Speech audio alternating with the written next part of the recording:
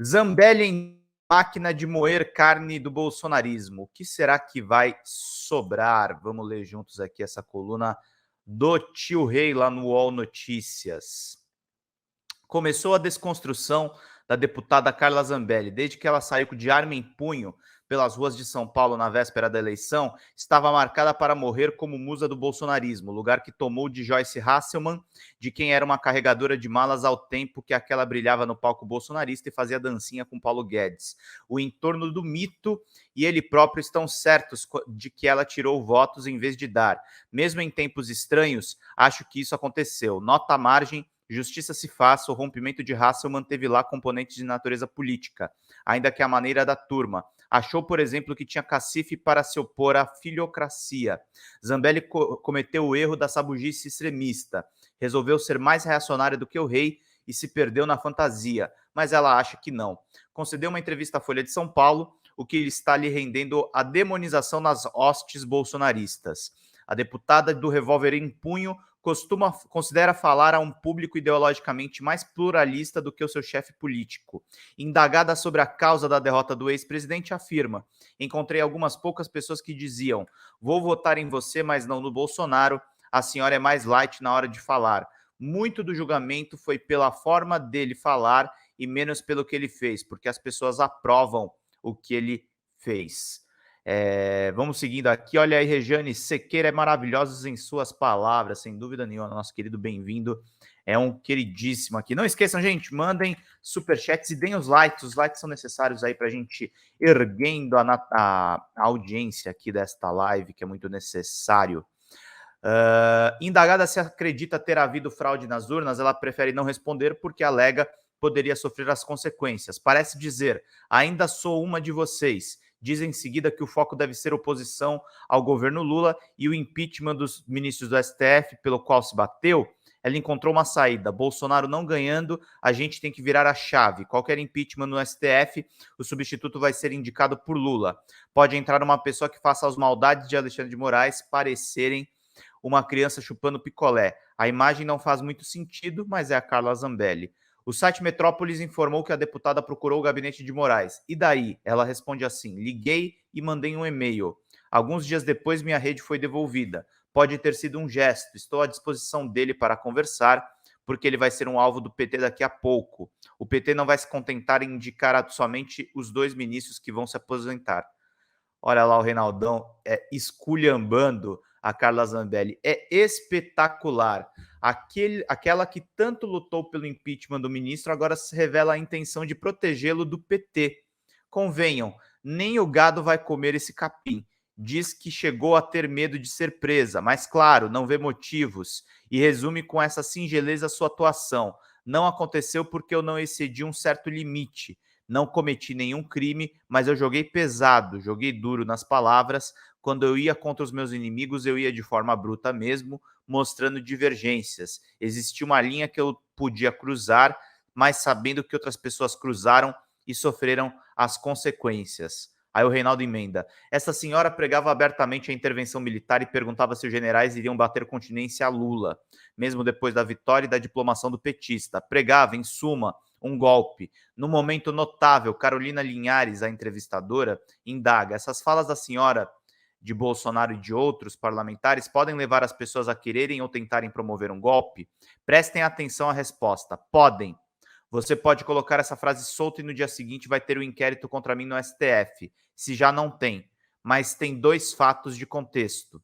No dia 8 eu falei com várias pessoas para não irem ou serem zelosos. Segundo, hoje a gente percebe que eles não fizeram força nenhuma para essa invasão não acontecer. Existiu uma facilidade grande para entrar, independentemente de qualquer discurso, cabe a cada pessoa a responsabilidade pelos seus atos. É a individualização da conduta, não se pode culpar Bolsonaro por algo que você fez. É puro sumo de Zambelli, não tem como negar a instigação golpista sem que reincidisse na afronta. Então admite, se entenderam que agora pregaram golpe, foi um erro, coisas fora de contexto.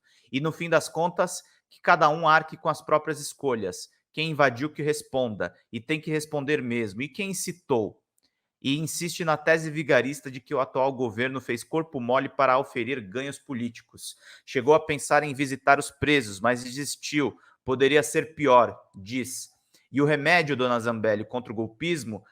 Ela acha que tinha que ser administrado por Bolsonaro. Na live que o Bolsonaro fez em 30 de dezembro, ele tinha que ter deixado claro que pensava.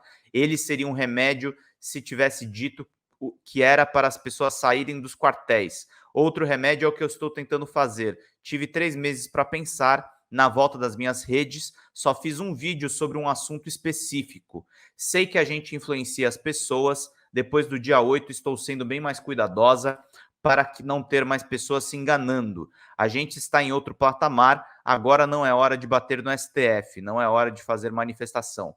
Mais uma pergunta e resposta muito eloquentes. A senhora conhece bem o Bolsonaro. Na live, ele já sabia que o jogo tinha acabado ou ele achava que haveria novos capítulos? O Reinaldo frisa bem esse trecho aqui da entrevista, que é importante para a gente entender.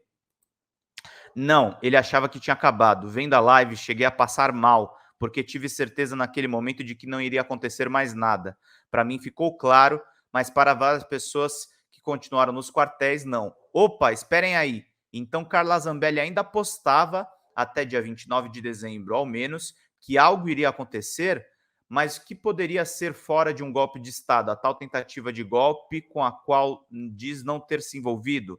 Walter Delgatti, o hacker, trabalhava para a Zambelli e diz ter participado de um plano frustrado para grampear Moraes. Ela nega, não o ameaça com processo e o chama, digamos, carinhosamente pelo nome. Eu o contratei no primeiro turno para fazer uma ligação automática entre as minhas redes e o meu site. Ele começou a fazer, mas não terminou. O encontro com Bolsonaro era sobre a fragilidade das urnas. O que sinto no Walter é que ele faz tudo isso meio que para se redimir da culpa que tinha pelo Lula estar concorrendo. Acusada de ter participado de um crime grave, ela prefere fazer uma análise psicológica do seu acusador. Bolsonaro diz a aliados que ela teria feito um acordo com Moraes. Bolsonaristas radicais na Câmara já a veem como a traidora e uma nova Joyce.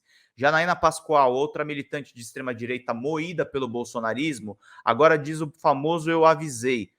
Pascoal criticava alguns comportamentos do núcleo duro bolsonarista e virou alvo dos fanáticos, inclusive de Zambelli.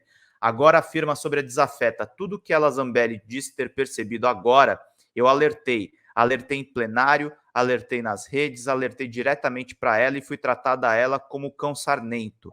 Eu alertei o próprio presidente que preferiu mandar os seus apoiadores não votarem em mim.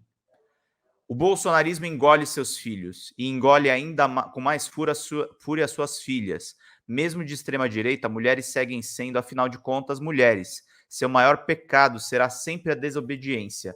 Fiquei com a impressão de que, na origem da entrevista, está alguma negociação mal sucedida. Parece que ela deixa alguns fios para retomar o diálogo. Desista, Zambelli. Já entrou na máquina de moer carne. Falta só apertar o botão. Se resta algo a dizer, convém que o faça. Excelente coluna do Reinaldo e muito realista sobre a Joyce, sobre a Zambelli e sobre a Janaína Pascoal. Ele conta sobre a máquina de ódio.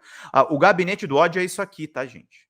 O gabinete do ódio ele é mais feroz ainda com quem era parte do bolsonarismo e eventualmente o traiu. Eu vivi essa realidade de perto porque eu tive fontes que eram bolsonaristas e que me deram informações para depois eu fazer reportagens sobre esse gabinete do ódio. E a gente está vendo agora a Zambelli, que foi uma das autoras desse gabinete do ódio, sendo moída pelo próprio gabinete.